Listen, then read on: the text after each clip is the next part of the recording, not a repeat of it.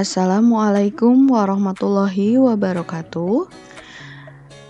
Apa kabar anak-anakku, siswa kelas 11 OTKP SMK Negeri 3 Cimahi? Kembali di mata pelajaran Otomatisasi Tata Kelola Sarana dan Prasarana dengan Ibu Meli Anggun Puspita. Di pertemuan kali ini, kita akan memasuki bab 2 dengan subjudul Memahami K3 Perkantoran.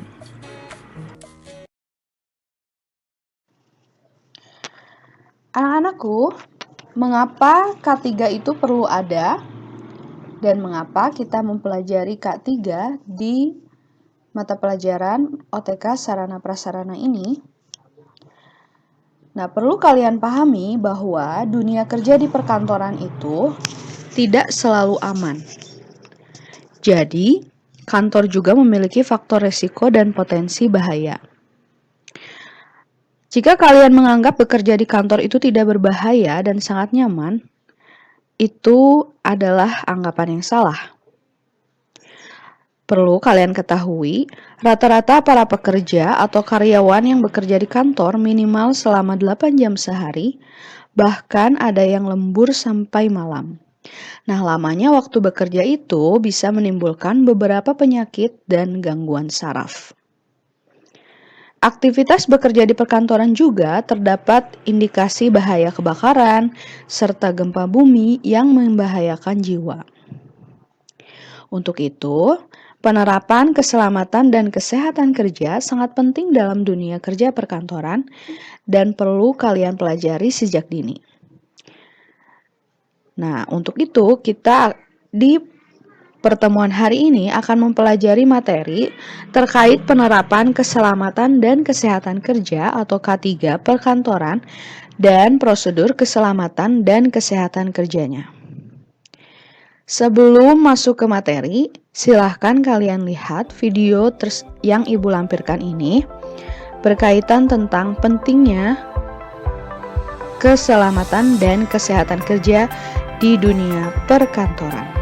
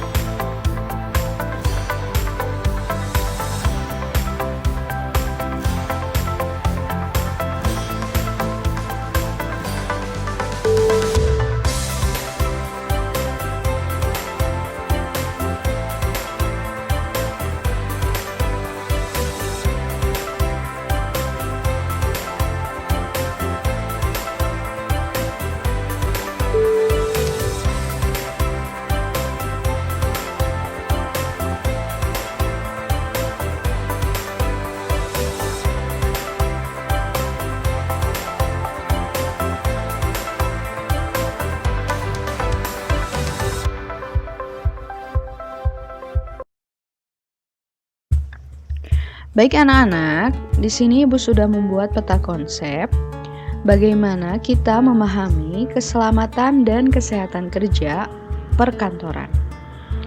Yang pertama, kita akan membahas tentang pengertian keselamatan dan kesehatan kerja atau K3. Yang kedua, Undang-Undang K3. Yang ketiga, ruang lingkup K3. Dan yang terakhir, fungsi dan tujuan K3 perkantoran. Sebelum kita mempelajari bagaimana menciptakan kesehatan dan keselamatan kerja atau K3, kita harus tahu dulu definisi dari K3 itu sendiri.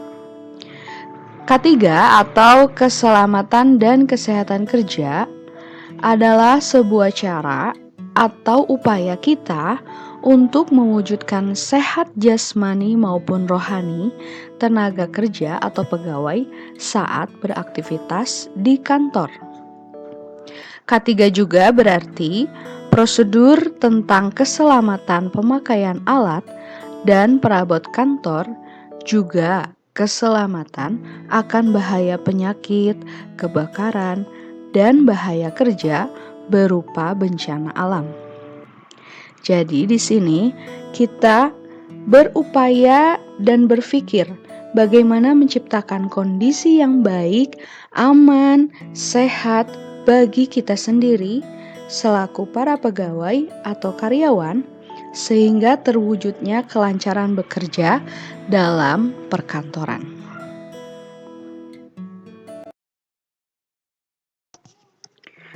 Anak-anak, dalam upaya menciptakan keselamatan dan kesehatan kerja di perkantoran, pemerintah juga sudah membuat Undang-Undang K3 atau Peraturan K3 dengan Undang-Undang Nomor 13 Tahun 2003 Pasal 86 Ayat 1 yang berbunyi, setiap pekerja atau buruh mempunyai hak untuk memperoleh perlindungan atas keselamatan dan kesehatan kerja, moral dan kesusilaan, perlakuan yang sesuai dengan harkat dan martabat manusia, serta nilai-nilai agama.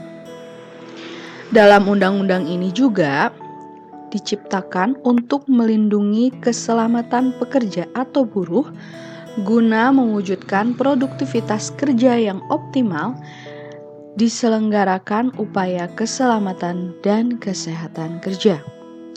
Perlindungan sebagaimana dimaksud dalam ayat 1 dan 2 dilaksanakan sesuai dengan peraturan perundang-undangan yang berlaku. Jadi dalam undang-undang ini, pemerintah itu membuat aturan keselamatan dan kesehatan kerja seperti pertama, harus memberi alat-alat perlindungan diri pada para pekerja, mencegah dan mengurangi kecelakaan, memberikan pertolongan pada kesehatan, memelihara kebersihan, kesehatan, dan ketertiban, dan banyak hal lain di mana keselamatan dan kesehatan kerja para pegawai itu bisa terwujud. Untuk detailnya, silakan kalian bisa searching di internet apa saja bentuk-bentuk K3 dalam Undang-Undang Nomor 13 Tahun 2003 Pasal 86 Ayat 1 ini.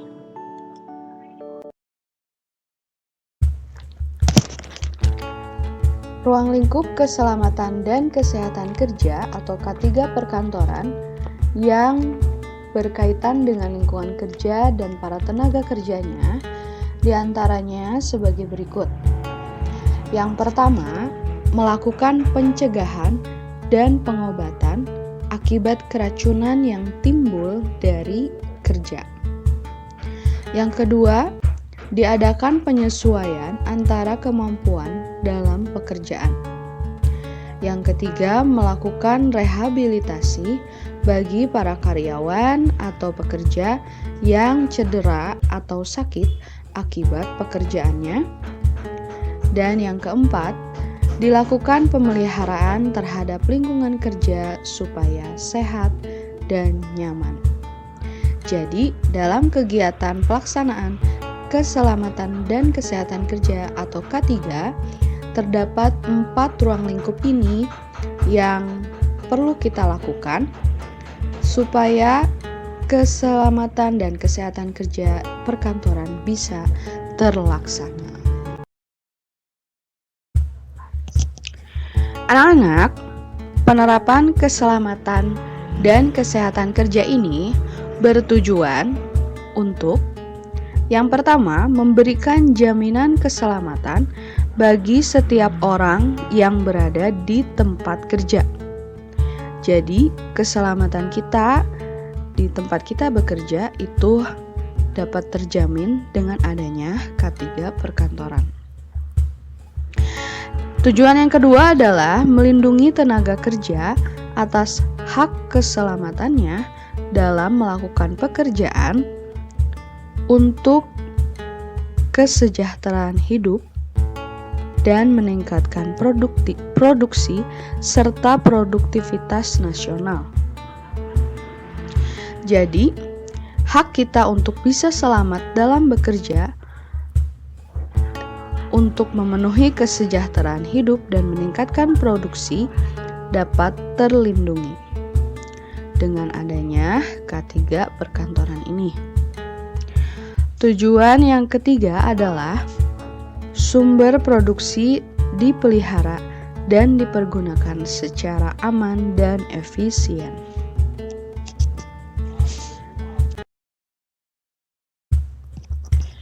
Sedangkan fungsinya terbagi dua.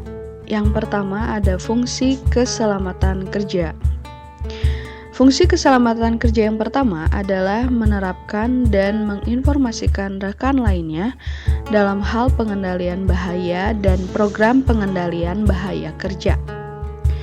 Jadi di sini kita bisa saling memberikan informasi sesama pegawai bagaimana kita bisa mengendalikan bahaya dan apa saja program pengendalian bahaya ketika kita bekerja. Fungsi keselamatan kerja yang kedua adalah mengukur serta memeriksa kembali efektivitas pengendalian bahaya dan program pengendalian bahaya.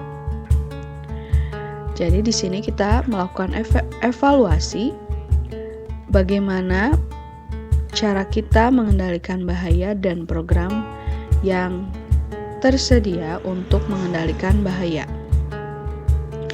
Fungsi keselamatan kerja yang ketiga adalah mengantisipasi, mengidentifikasi, dan evaluasi kondisi dan praktik yang dapat membahayakan keselamatan para pekerja. Jadi di sini kita berpikir apa saja hal-hal yang bisa membahayakan keselamatan para pekerja, kemudian kita mengantisipasinya dan mengevaluasinya sehingga keselamatan para pekerja bisa terjamin. Fungsi yang terakhir adalah membuat desain pengendalian bahaya, metode, prosedur, dan program kerja perkantoran. Jika di slide sebelumnya kita membahas fungsi keselamatan kerja, maka di slide terakhir ini kita membahas tentang fungsi kesehatan kerja. Adapun fungsi kesehatan kerja yaitu sebagai berikut. Yang pertama, melakukan penilaian terhadap risiko dari bahaya kesehatan di tempat kerja. Jadi, apa saja risiko-risiko yang bisa terjadi terhadap kesehatan kita ketika kita bekerja. Yang kedua, memberikan saran terhadap perencanaan, pengorganisasian, dan praktik kerja termasuk desain tempat kerja, supaya kesehatan para pegawai ketika bekerja tetap terjaga. Yang ketiga, memberikan saran, informasi, pelatihan, dan pendidikan tentang kesehatan kerja. Yang keempat, fungsinya adalah memantau kesehatan para pegawai atau karyawan. Yang kelima, terlibat dalam proses rehabilitasi pegawai atau karyawan yang mengalami sakit atau kecelakaan kerja. Dan yang terakhir adalah mengelola P3K dan tindakan darurat. Anak-anak, di sini ada tugas K3 yang pertama, yaitu kalian silakan searching ya kasus-kasus yang berkaitan dengan keselamatan dan kesehatan kerja di dunia perkantoran. Nah, kalian cari artikel yang membahas tentang bagaimana suatu perusahaan menerapkan K3 di lingkungan kantornya berdasarkan landasan hukum dan undang-undang yang berlaku.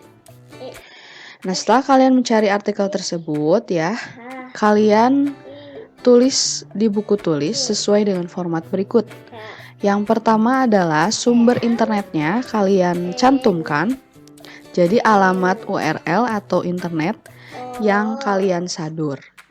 Kemudian apa nama perusahaan atau kantor yang tengah menerapkan K3 dalam artikel tersebut. Nah, sedangkan isi artikelnya kalian rangkum dalam bentuk tabel seperti di bawah ini.